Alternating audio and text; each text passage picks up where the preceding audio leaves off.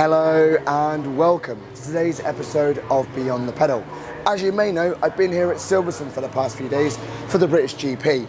Of course, we've got to catch up with my buddy Ted, talk about the weekend, talk about our experiences here at the British GP, what we've enjoyed the most. Obviously the Haas thing is going to get spoken about, naturally. But yes, today it's a bit of a catch up with Team Principal Ted, how we found the weekend, our experiences, our highs. There's been no lows, that's for sure. But yes, catch up with Team Principal Ted. Enjoy.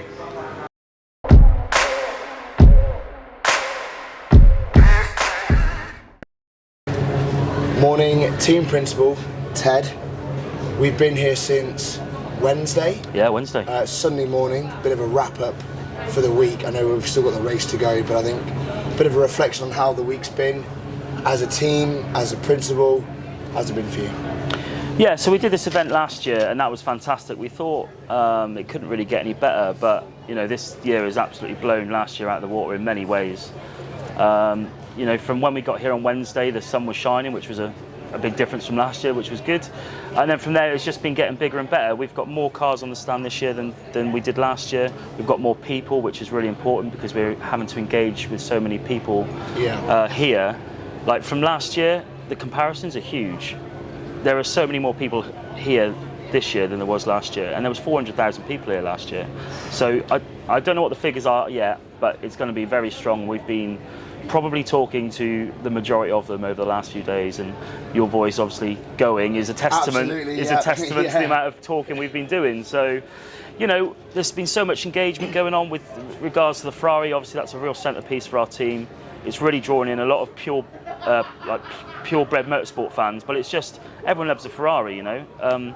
Who doesn't like being able to sit in a Ferrari, hear a Ferrari rev up, and just do general Ferrari things? But it's also been a good opportunity to bring some of our sponsors here as well. People like Rosie and Java, who are team sponsor of the 116 trophy car. Fantastic. We've been doing loads of work with some of it as well, just spreading the brand and hopefully helping us on our way to bigger and better things in the future, because without the sponsors... Le Mans, baby! Yeah, without the sponsors, we're never going to get anywhere. So, you know, it's really important to feed it forwards and backwards and have that sort of mutual partnership going on. And it's just great, you know. It's the British Formula 1. The sun's been shining the majority of the time. Can't ask for more. It's been a great week. Absolutely. And like I say, the Ferrari, while it has been the centrepiece, there's been plenty of love for the Saxo, and of course, they've been like kids even getting sitting. It's like it's a race car. Yeah. Kids definitely. are enjoying sitting in it. People are enjoying sitting in it. You know, it has been getting a lot of love and attention, hasn't it? So which is great. And I think what's really been nice is people asking the questions of what this all is. Yeah, definitely. What this car's all about, what this car's all about. So from your perspective, getting Army Motorsport brand out there, you know, how has that been to talk about the series that we're involved in? So the corporate branding and the whole message of Army Motorsport and the fact that it exists has always been a real, not a bugbear, but it's been a difficult hurdle to come across. So many people are in the army or the military and they don't realise there is a motorsport avenue to go down. So everyone's familiar with military teams having football, rugby, tennis, athletics and stuff, but motorsport's very niche, and it's not until you come here where the true sort of motorsport fans flock to, and they see these opportunities.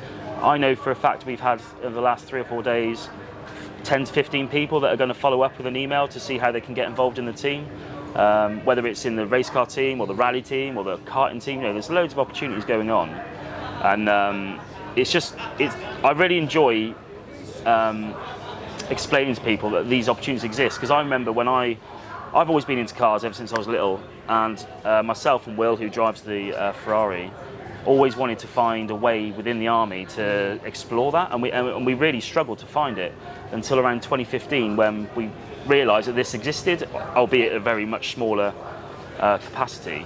And you know, ever since I've been sort of involved in the running of the team over the last few years, I've really focused on trying to get our message out there, whether it's the corporate branding, coming to events, or just trying to make us look good with the clothing and what have you.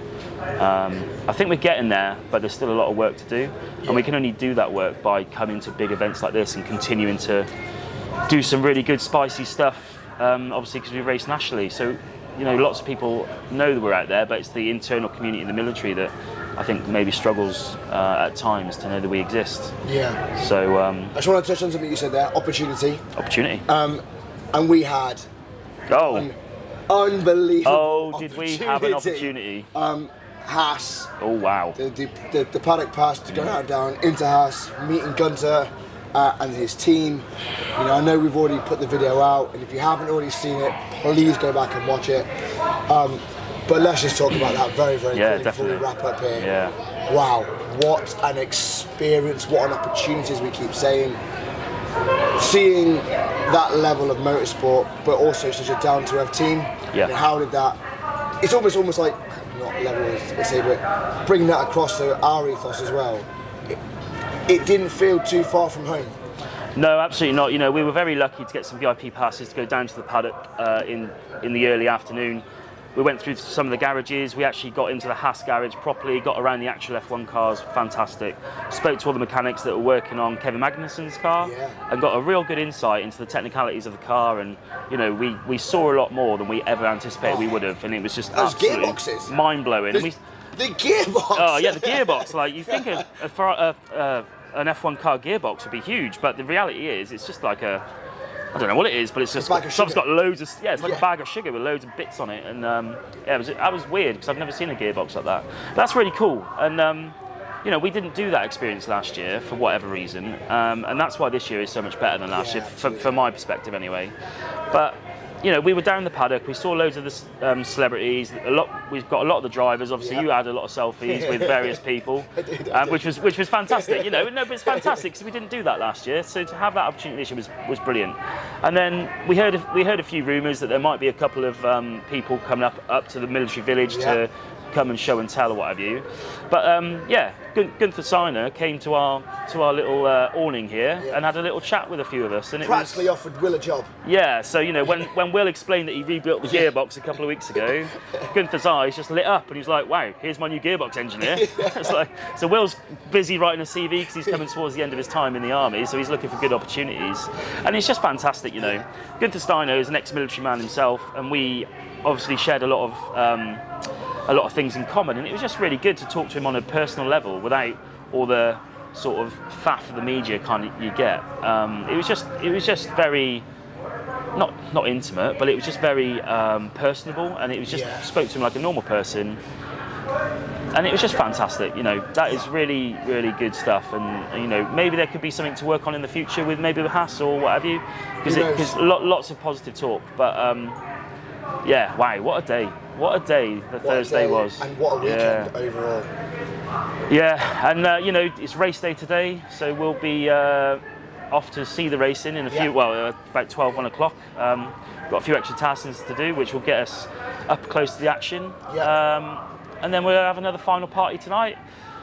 Pack up and go home. That's it. Yeah. Ready for Snetterton, end of July, yeah. So all the AFRC cars will be running at Snetterton on the Saturday. Should be 12 to 14 cars, hopefully.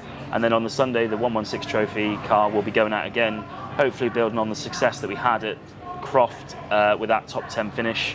Hopefully see something similar, if not a little bit better, going forward there. That's it. Yeah.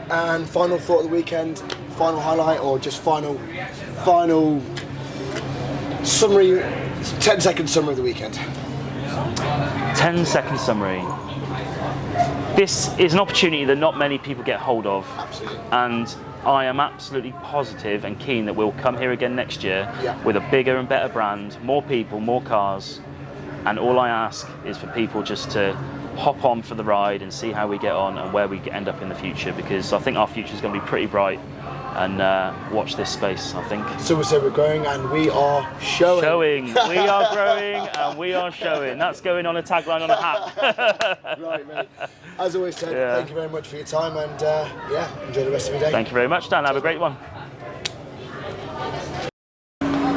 Well, that concludes today's episode of Beyond the Pedal. A nice little catch up with Team Principal Ted, talking about this weekend, and it has been incredible. The opportunities that we've had to go to the Haas garage, to meet and greet all the people here at the British GP, talk about the cars, the sport, what we do is absolutely fantastic. So yes, another great weekend away, and once again so